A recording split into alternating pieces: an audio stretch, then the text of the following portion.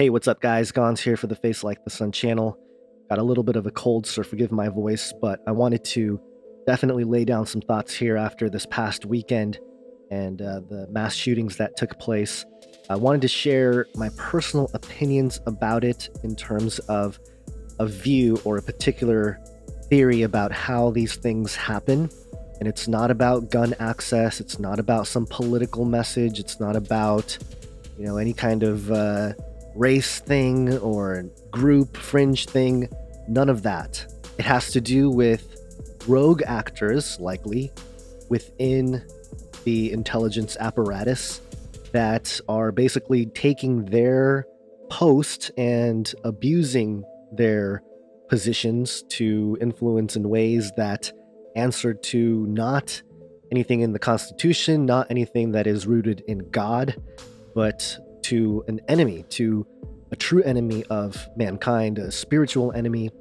Ultimately, I've always said that the conspiracy is spiritual and that the enemy is conspiring to try to overthrow the work of the Lord.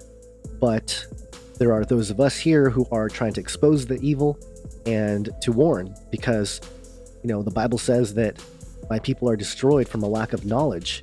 And it's not just the knowledge about God, and that's certainly true, but that leads to knowledge about what they're planning, the schemes of the enemy. And I've always stated that that's what I think is really going on here. So again, it's a grander look at this whole thing, not so much the nitty-gritty in the way things have manifested, but at the same time, what I'm focusing in on are the driving factors of these events. And before I dig in here, I just want to mention that this video is demonetized for a reason. I don't want the YouTubes or the Googles to even try to monetize this video and have them make money off of it. This is the type of information they're going to probably lock down anyway, so why even monetize the video? So that's the situation with this video and probably a lot of videos moving forward, especially of these topics and these very divisive things or thoughts that allegedly, according to certain outlets, are terrorist style thoughts. And I mean, the thing is, people have really tried to step around the YouTube algorithms and how they're catching all the words and everything. And it's like, look at that. The AI is already censoring our language. Like, it's already trying to curtail a certain way that we speak or certain thoughts or ideas that come out, certain words that are used. And the AI doesn't know what context those words are used in. Is is it used as humor? Is it used sarcastically? Or is it just talking about an important issue? It can't tell. It just kind of flags it. And as soon as you get flagged in the system, you're a bad person. So you have to be checked out or whatever. Nonsense. And I've had personal experience with that recently as I got locked out of Twitter. I'm waiting for an appeal, and I'll get into some of the details maybe later on, maybe to the patrons out there. And by the way, thank you, patrons. There's 304 patrons for the Face Like the Sun channel. That is awesome. I love you guys. And this channel has 258,000 subs, and we got 304 people actually laying down their money to support it. So I'm really grateful for that. I thank you guys, each and every one of you. Involving this topic of mass shooters, the mental health issue is really at the center of this. And in my opinion, I think the shooters themselves, a lot of them share a pattern. Okay, they are mentally disturbed, which we understand. People, it's not a conspiracy. It's just like these people have mental problems. So there's that level of it. A lot of them are on some sort of drug, some sort of pharmaceutical or psychiatric drug, and that's a whole issue in itself that a lot of the American people and the people around the world they don't really get. I always see on Twitter and things like that people saying, "Well, why is America the only country that has this type of thing?" Well, yeah, the guns are there, of course, but that's there for our freedoms, and it's being weaponized against us by some bad actors, I think, using as a proxy some of these mentally ill individuals in society to commit these acts to push the political landscape into a certain direction that, again, it's kind of It sucks because there is obviously a political agenda here. There's a political ripple effect that each one of these shootings has in society where people get more upset, more mad, and because they're not informed, because the general public don't think about these issues critically necessarily and don't necessarily look at different types of evidence, they're just going to be like freaking out and going, "Oh, we got to do something. Politician vote here, blah blah blah," and that's the easy thing to do.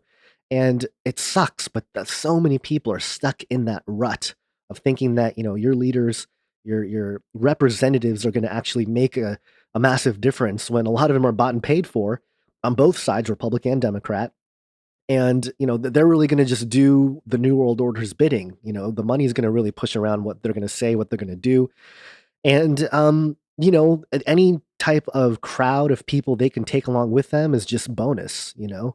So, look, my message isn't political. It never has been. I think each individual has the individual responsibility to, figure out, know who to vote for, what to vote for, why, even vote at all. I know some people don't even vote because, hey, there's no point. And I've been in that camp more often than not in my adult life. So I understand that, this is a topic that's there because everybody's in it and it's challenging and it's kind of confusing sometimes. But my message is never political. It's not political in that it doesn't really fit into any of the agendas or any of the types of messaging going on in the landscape of regular politics.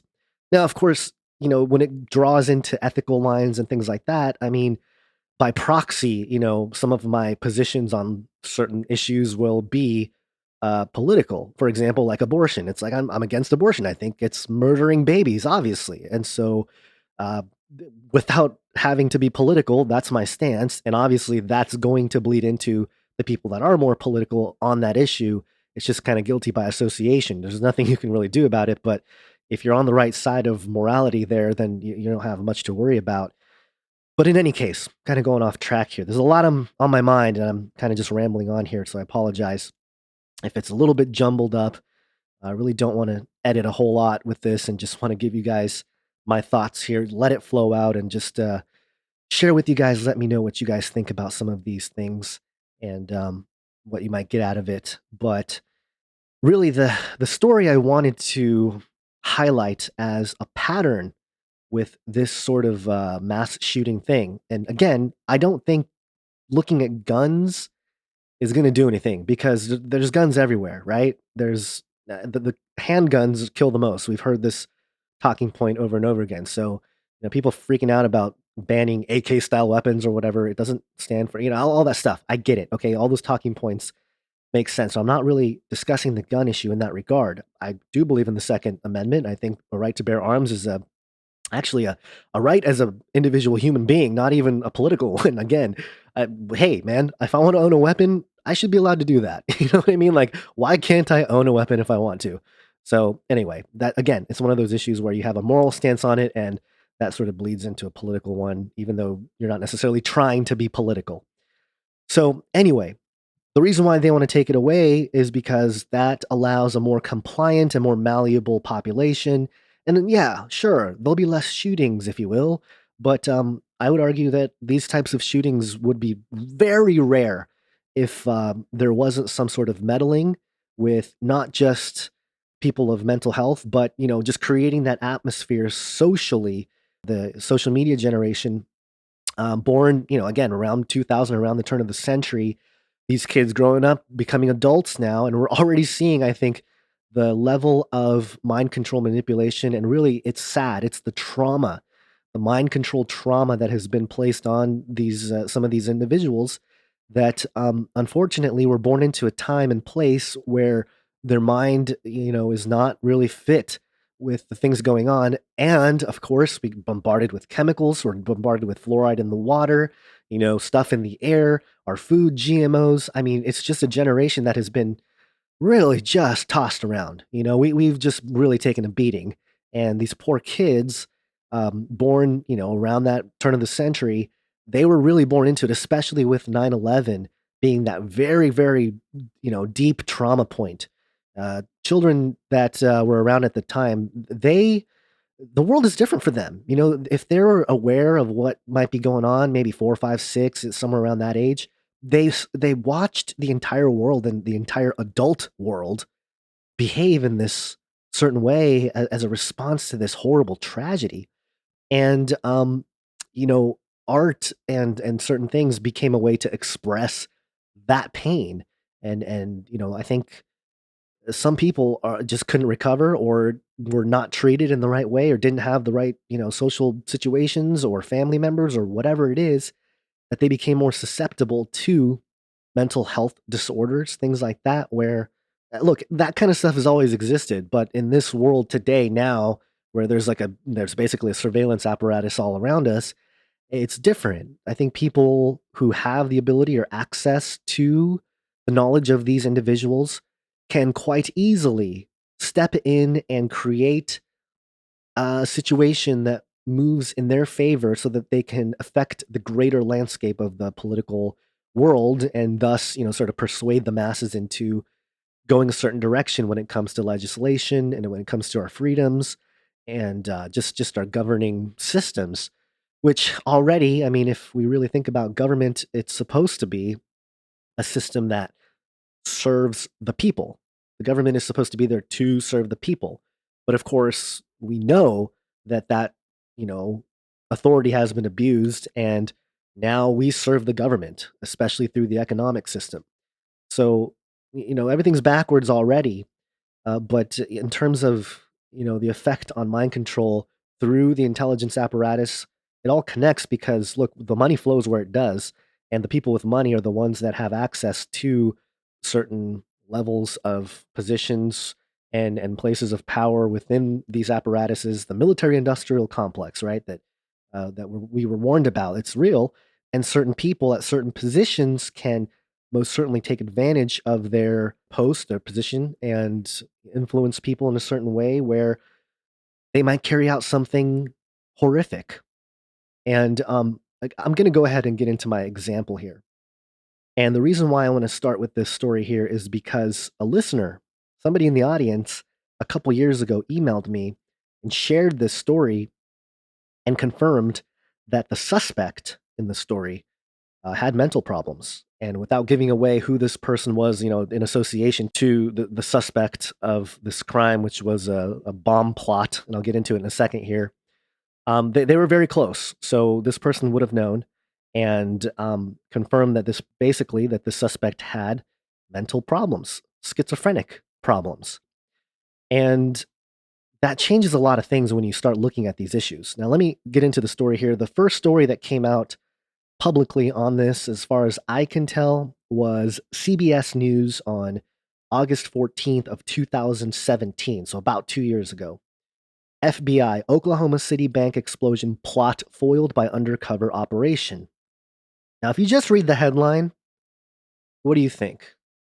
Here's what I think. If you just look at the headline, it makes you think that there was some bad person trying to blow up a bank and, through undercover operations, they were able to stop it, right? They foiled the operation through some sort of undercover means. So, these people were really bad. They were trying to carry something out, and the FBI stopped them, right? Our heroes in our intelligence agencies.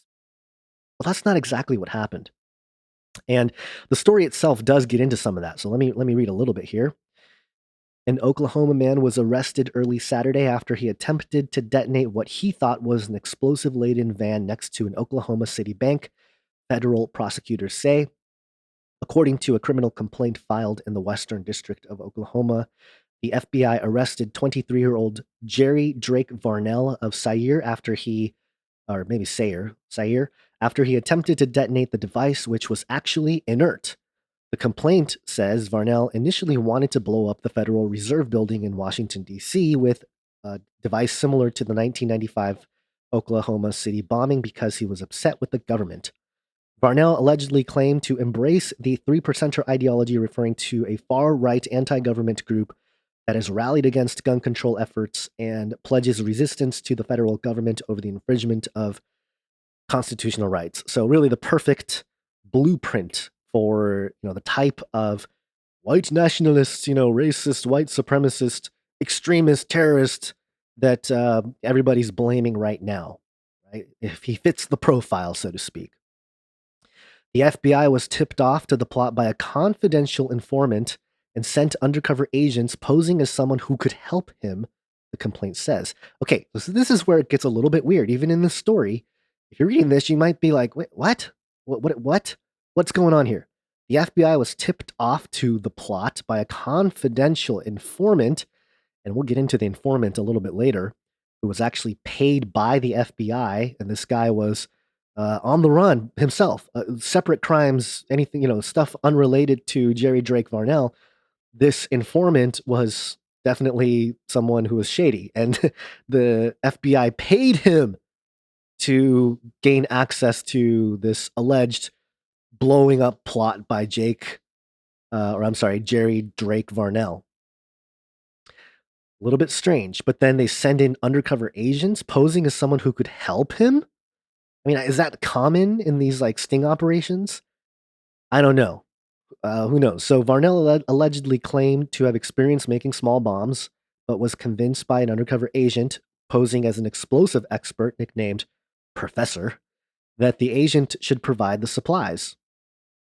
So he goes and some guy just shows up in his life named the Professor and starts saying, you know what? I can actually help you get those supplies. This type of thing wouldn't work if this individual was not mentally troubled. It just wouldn't happen. The undercover agent met face to face with him on June 1st to discuss obtaining materials for an ammonium nitrate and fuel oil bomb similar to the one used in the Oklahoma City bombing, the complaint states. And, I'm not really trying to just defend him in terms of, just defending him outright because, the reports say here that Varnell indicated at the meeting that he had previously made homemade explosives and that he was of the same mind with people who wanted to use explosives and make a statement. Something needs to be done, he said, but killing a lot of people is not a good idea, according to the complaint. During text conversations in July, Varnell stated he wanted to conduct the attack after closing hours to prevent casualties, but conceded that some bank workers or custodians who were inside the building could be killed or injured in the blast, the complaint says. So obviously he was talking big. You know what I mean? And that's part of it. It's like, if someone's suffering from mental issues and they believe certain delusions and an individual people just start showing up in their lives that are not just confirming those sort of crazy ideas, but also assisting you to carry it out and encouraging you to carry it out. It kind of gets into a gray area. You know what I mean? Are they really trying to bust someone, or are they kind of overstepping their boundaries and really hoping for this guy to try to do something? At the very least, we talked about, if you ever listen to the No Agenda podcast, they or some listeners of theirs have figured out that there's a 6-week cycle where the FBI, always about 6 weeks, every 6 weeks, they come out with a story about how they foiled a terrorist or how they stopped a major crime from taking place. They always have things to keep the public confidence high and probably the tax money funding, continuing to keep the confidence high so that that money comes in. And so they have to meet some sort of quota. And so, do they step over their boundaries if the world is at more peace than, troubled? Do they cause more trouble because of certain, quotas? Because look, if we kind of logically string it out, if the world became so safe that like groups like the FBI and stuff, we just didn't need them anymore, they would dissolve. We don't need them anymore. But then what would all those people do? Especially people born into the entire apparatus. It's a way of life for them. It's kind of like they have a superiority mindset in a sense, or not everybody, some people within those ranks. Um, they tend to have that kind of mentality, not because they're just, born super evil or anything like that. It's just that we're in this fallen world, and in this time and place, the wiles of the enemy, the fangs of the enemy have really driven into humanity in certain ways, very tangibly. Again, it's always been there, but the iteration here with modern technology and our capabilities with our communication systems and everything else, it's just a whole different level of manifestation when it comes to the abuse of power.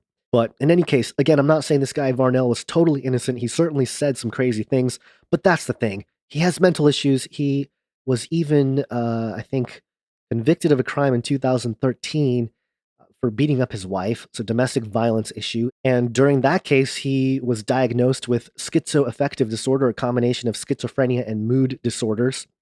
And so, and the ex-wife even stated that, yeah, he had these sort of psychotic episodes every once in a while. And the mother even came out the day after, and there was a Daily Beast article where it says Varnell's mother told the Daily Beast the alleged plot is the symptom of Varnell's schizophrenia. Varnell has been hospitalized 6 times since the age of 16. And she said, adding, he is okay when he takes his medication. So certainly something was wrong with him when he wasn't taking his medication. She stated, quote, without the Haldol, he thinks he's Jesus. He's tried to make gold before. He's chased trolls. He's very mentally ill, said Melanie. So again, this is his mother, and some people have argued, that, hey, this is just a grieving mother's and not my boy, and coming up with whatever reasons possible to justify or at least secure any sense of innocence for their son.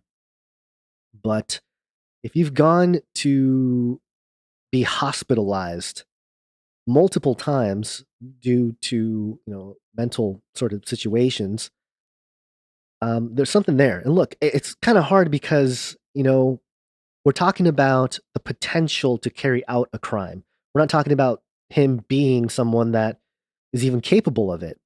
And that's the thing here that really is a little bit suspicious to me. I think this kid certainly had some mental issues, maybe definitely had some like crazy views about, certain militias and, taking over the government and sick of the Federal Reserve and stuff like that.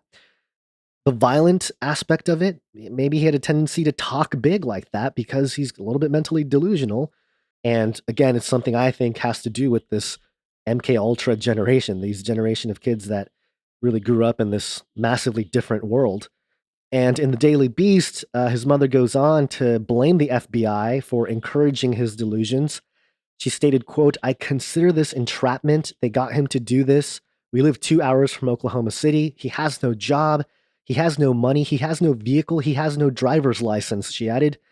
Apparently, the summer break from college gave Varnell an excuse to be online, where Melanie said extremist groups fed into his paranoia. Quote, he has all kinds of conspiracy theories in his brain. He's tried to bring up Anonymous, the group. He's tried to bring up stuff to us. We do nothing to encourage his theories. And so there you go. He went online and he was radicalized by extremist type of view, if you will. And look, here's the deal. With a lot of topics like the Federal Reserve, the leading guy for that, G. Edward Griffin, the creature from Jekyll Island, big fat book about the Federal Reserve and really the evil of it. And G. Edward Griffin is not calling for some sort of violent revolution or to blow up the Federal Reserve building. He's not. I've tried to read most of his book. It's a big book, but he doesn't ever mention that in terms of a solution. He just doesn't. And certainly myself, I'm of that opinion. I don't think blowing up the Federal Reserve is going to do anything. It's not. It might even make them stronger at the end because, they want to protect themselves and we need to keep a safe world and all that kind of stuff. That could work as another, reason why they want somebody to actually carry out these sorts of government attacks because it justifies a more lockdown government. But in any case, so the mother comes out and says that he's got mental problems. Now, other reports that have been out there for this story have written about how Varnell was, smoking crack and things like that. I don't know if it's true or not, but certainly drug use, smoking marijuana, doing drugs. And really, that's a problem too if you're, mentally unstable and you're doing drugs. Not a good combination. The thing I wanted to point out here, this is enidnews.com. It actually gave some more information about Varnell's attorney, Marna Franklin, and how Franklin defended Varnell in court, or at least some of the talking points. And they started off with talking about how Varnell's wife left him, because probably the domestic abuse thing, and also he had to drop out from college due to mental illness, and he was diagnosed with schizophrenia and experiencing delusional thinking and paranoia. And she brings up this interesting person named Brent Ellisons, who posed as Varnell's friend and piled him with marijuana, further influencing him to take part in the bomb plot. According to Franklin, Ellisons and Varnell smoked marijuana in each other's meetings, and although the FBI instructed Ellison not to do anything illegal, the FBI later admonished Ellisons for smoking marijuana with Varnell. This was the bomb plot invented by the FBI, Franklin said. They took a 22-year-old schizophrenic who had paranoid tendencies and dupe him into following through with their operational plan. Assistant U.S. Attorney Matt Dillon argued that Varnell spoke of wanting to overthrow the government and build bombs online long before the FBI ever became involved. Dillon read several messages that Varnell sent to Ellison's where he talked about blowing up banks and other buildings. It's time to bomb some effing banks, Varnell said in one written exchange. During his final words to jurors, Dillon showed a still image taken from surveillance video of the night of the FBI sting operation, where he was grinning widely in the picture. Look at the smile on his face, Dillon said. Does that look like somebody who doesn't want to be there? During the 2-week trial jurors heard testimony from Ellison's, a paid informant who said Varnell wanted to blow up a building to spark an anti-government revolt after the election of Donald Trump in 2016. Isn't that interesting? That this informant was paid by the FBI. And look, the entire thing, it says that all the recordings that Ellison's got with Varnell, you can hear them coughing and smoking, and the FBI even admonished Ellison's for doing that. But look, these are recordings of these kids, right? One of them with mental illness. The other one obviously had trouble with the law as well, apparently. I mean, posing as his friend, getting paid by the FBI to pose as his friend, and they're smoking pot. And, they're coming up with, they're recording the conversation. Look, okay. Moment of transparency. Before I was saved, I smoked marijuana. And I know what it's like to smoke marijuana and sit there and come up with crazy ideas and, just talk, just smack, okay? Not saying that he's innocent or anything like that, but you get somebody who's already had a diagnosis of schizophrenia and, a court situation from that, and you pump him full of marijuana and sit him down and you probe him to talk about certain things or how they feel about certain things. I mean, what if he was joking? Oh, yeah, blow up the Federal Reserve. Who knows? I don't know. I'm not trying to defend him entirely. I'm just saying that it's very suspect that an entire sting operation comes from a conversation here where, these kids basically were getting high, and that, becomes the catalyst to move forward with certain operations. And look, again, not defending him entirely. Apparently he was saying crazy things online even beforehand, but at the same time, usually some sort of investigation involves stopping actual plots that are being carried out. To my understanding, although he was talking big, he wasn't actually planning anything or had the means to even plan anything until certain people came into his life. And maybe it's due to the fact that he visited certain websites. I mean, it's possible that he was like, going around the dark web and looking up, how to make bombs or something like that. And that triggered the FBI people, and they're, coming down on him and using that and kind of provoking that thinking from him. And look, it's mind control to the masses. And that's what I'm saying. This MK Ultra coming home to roost, an entire generation being affected with this sort of control and influence through, I mean, people relationships, but the technology has enhanced the ability to zone in to certain ways of thinking and influence people in a certain way to even maybe do certain things that they necessarily don't want to do. And, again, the people, the story goes that these undercover cops or FBI agents, they gave him materials that he believed it was the real bomb, and he got a van and all this kind of stuff. But it was all fake, right? How? Okay, if he was some mastermind trying to really blow up a bank, don't you think he would maybe catch on? Like, is this real? Like, should we test it? Do we know this is gonna blow? I just don't understand that an individual who was really serious about this, like actually serious about it, would fall for just like all this fake stuff, benign bombs and whatnot, and just go through with it. And I don't know. Again, I don't know the truth regarding this matter in terms of how that relationship took place with these FBI agents, these insiders, and how they talked to him. I'm sure some of it's on tape, and I'm sure some of it was played in court and stuff. Um, but look, this is the type of thing where we're stepping into a gray area. It's not so black and white like, oh, look, just another horrible person that thought of a horrible ideology and there he goes trying to do something, killing people, blah, blah, blah. This person was influenced to do things.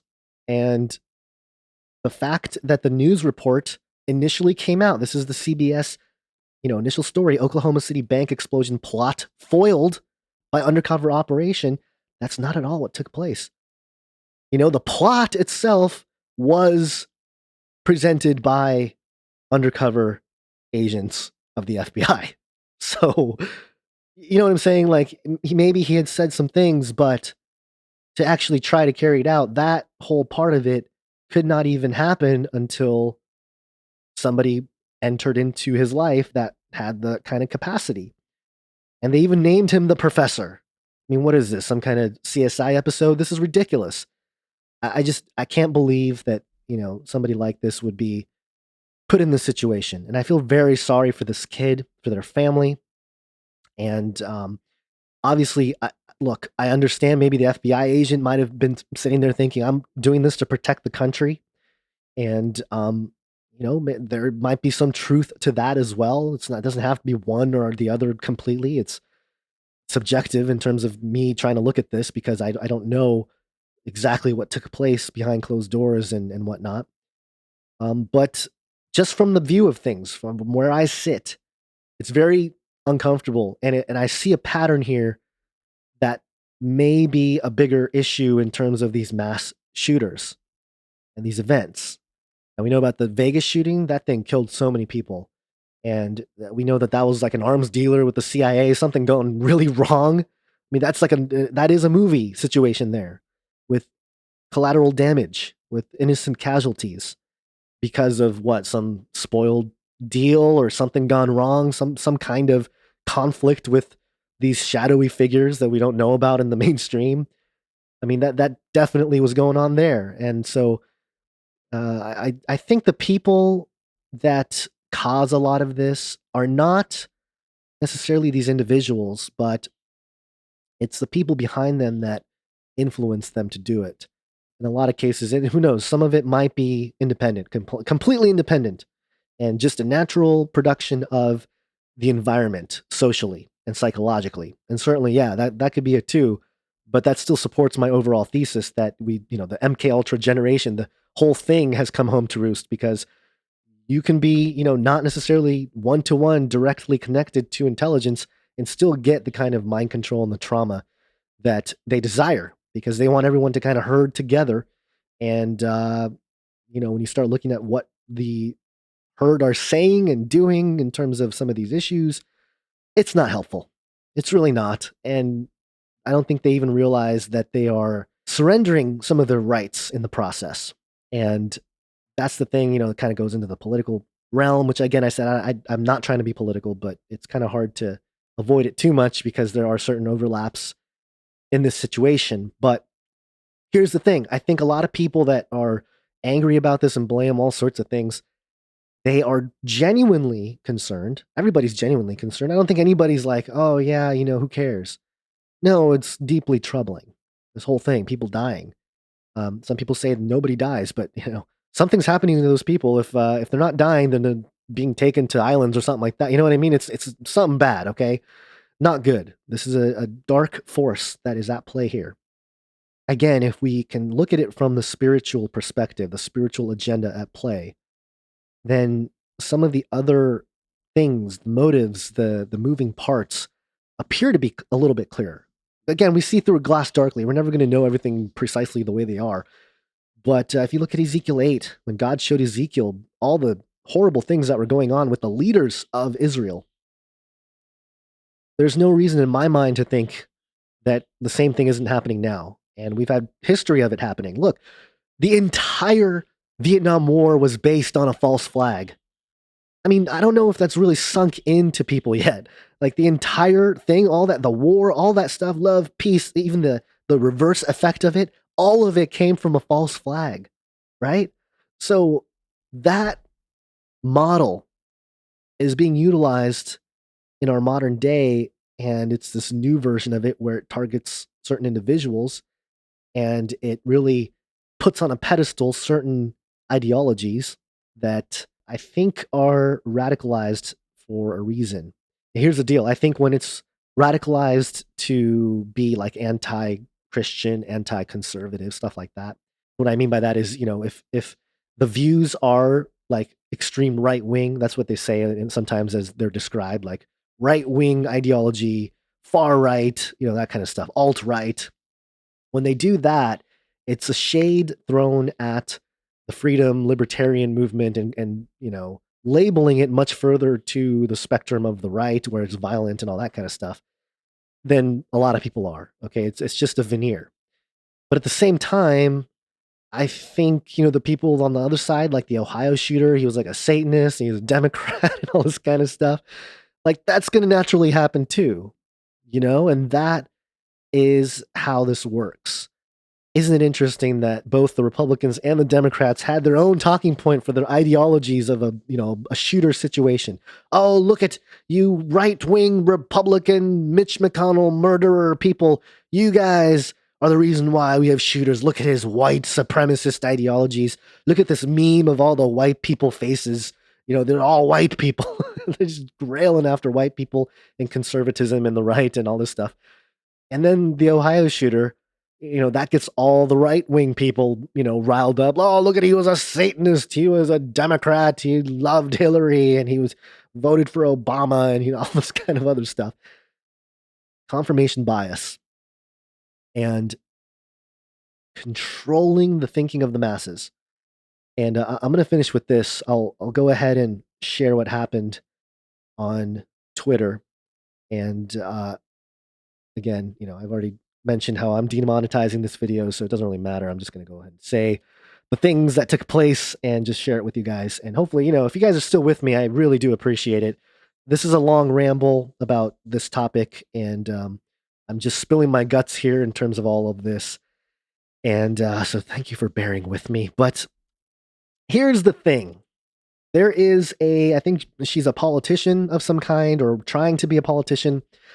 Her name is Saira Rao, I think. And let me just sample some of her tweets, okay? Dear all white people, Donald Trump is one of you. Until and unless you can accept and internalize this, you can't do anything to dismantle the same white supremacy that consumes you all. Stop pointing fingers and start deeply staring into a mirror. Okay. Can you say racist? Yeah, I think this tweet is pretty racist, don't you think? I'm not a white people, if we want to talk in their language, but I think this tweet is definitely racist at the very least. Here's more. White people are tripling down on their fragilities, centering their feelings more than ever before. If you are white and feel sad that you are being lumped in with Nazis, you are the problem. You. 3,500 hearts and almost 853 retweets of this racist tweet. I'm sure all of it's bots. I don't think sensible people think this. Genocide, slavery, Chinese Exclusion Act, Operation Wetback, Muslim ban, police brutality, school in prison pipeline, white people. You have made everything about race. I'm sorry, it makes me laugh because what's she doing in all these tweets is she's making everything about race. Not the rest of us. You're just mad getting called out for it.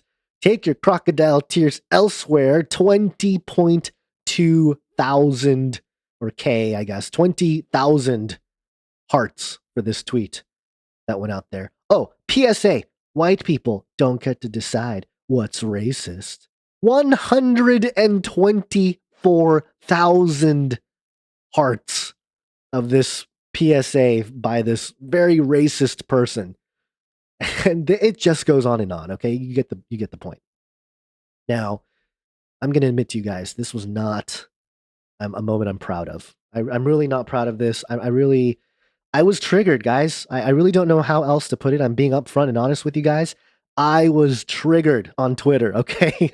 I don't know why this person was on my timeline. I don't follow this person.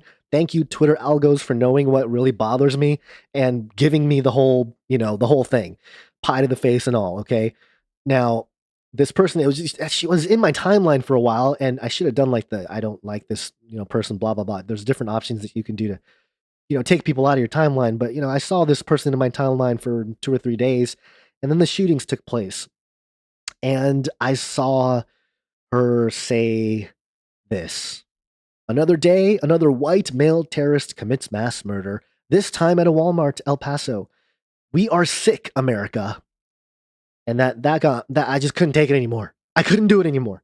Okay, because this person just continues to say very derogatory things for no reason, okay? Other than the fact that she's trying to be politically correct in this warped, crazy, liberal, leftist, whatever nonsense that's being thrown out there. I'm just appalled that this sort of ridiculous, irrational thinking is out there. But in any case, I responded, okay? Again, not my finest moment. I regret doing this, okay? I don't recommend people go on Twitter for this reason alone, because you can get triggered by this kind of nonsense. I said something. I'll show you what I said in a moment, but I thought it was apropos that Doken Toe responded to me when I said it. Be careful at FaceLikeTheSun. Some don't know that's a joke, but it made me laugh, and I'm glad Doken Toe gets it, because I was definitely being sarcastic, and I was definitely responding in the most apparent way of the logical conclusion of what people like this want. I mean, it really, look, it's the logical thing of where this sort of rhetoric is taking people's thinking, okay? Here's what I said. Again, not proud of it. Apologize if I offend anyone. But I said, yeah, in response to her, yeah, let's murder all white people in America. Brown for the crown. USA, USA. I know, guys. I'm sorry. That's such a horrible thing to say. It really is just an awful thing to say. But I was triggered. Again, not my finest moment. I'm not proud of this. But I did get the whole remove content flagged, all that kind of stuff. And I appealed it. I did appeal it. I said, look, I didn't violate any of your rules, okay? This is not hate speech. This is not hateful conduct. In fact, I was responding with sarcasm to an actual tweet and a person on Twitter that has been the whole time conducting hate speech based on your own definition of what that stuff is. Violence against, threaten, or harass other people based on race. That's basically what this person has been doing the whole time, and they've gotten away with it. So I was just, taking the logical conclusions of this person's tweet and sarcastically tweeting it back to her. And I'm the one that gets in trouble, not the person there talking trash about white people in every single post that she can. So this is where we're at, folks. Language control and thought control. And now I can't go back on Twitter. And you know what? I'm fine with it right now. I mean, I'm sure they'll let me back in at some point. But I don't mind. I don't care. I don't need Twitter. There was a couple days where I was like, oh, I should check Twitter. And then knowing that I can't get in, I was kind of like, oh, I'm missing out. But then I'm like, no, I'm not. The better part of me can't. No, I'm not missing out on anything. I'm fine. I don't need to be on Twitter. And there you go. So I just wanted to share that with you guys, because it's something that happened to me in this situation, in this crazy world of social media and everything else happening. And it's not a big deal. Nobody cares, really. I'm sharing it with you guys because, hopefully you guys won't make the same mistake. Just be careful with sarcasm on the internet, especially Twitter. Doesn't always register, because obviously I can get it where if that tweet is, just seen isolated with no context whatsoever, it doesn't look good. I should have thrown in an eye roll emoji or something like that to make things a little more clearer. But even then, still, this is language control on these platforms. And I'll be moving to something else, maybe. I don't know. Social media is such a crock of nonsense to me. I think working on, just my own content and my own website and stuff like that is the better way to go. But in any case, I've rambled on for long enough here. There are other stories personally that I have encountered related to some of these violent events. Interestingly enough, well, I'm not going to get into it. I may get into it for the patrons, but I'm going to end it here, guys. Thank you so much for listening. Please share, subscribe, talk about these issues. and try to really just have a conversation from a different angle where we're looking at it from different examples, not just guns, not just, the type of ideologies and the manifesto. That's all good to break down and to take a look at, just to be informed on the issues. But, ultimately, I think taking a step back and looking at it spiritually and even prophetically, we know there's going to be a great falling away. We know that, people's minds are going to be seared, and we're certainly seeing that. And so when you ask the question, is America, has the MK Ultra mind control America, has it come home to roost? Oh yeah. I mean, it's been coming home for a while, but with each event like this, we go further and further into this crazy dystopic world that people have been warning about. And that world certainly seems to be coming about with certain characteristics that biblical prophecy have warned about as well. So it all comes together. It all means Jesus is coming back soon. And really, that's the truth we got to hold on to. The truth will set you free. Have an awesome day, guys. God bless.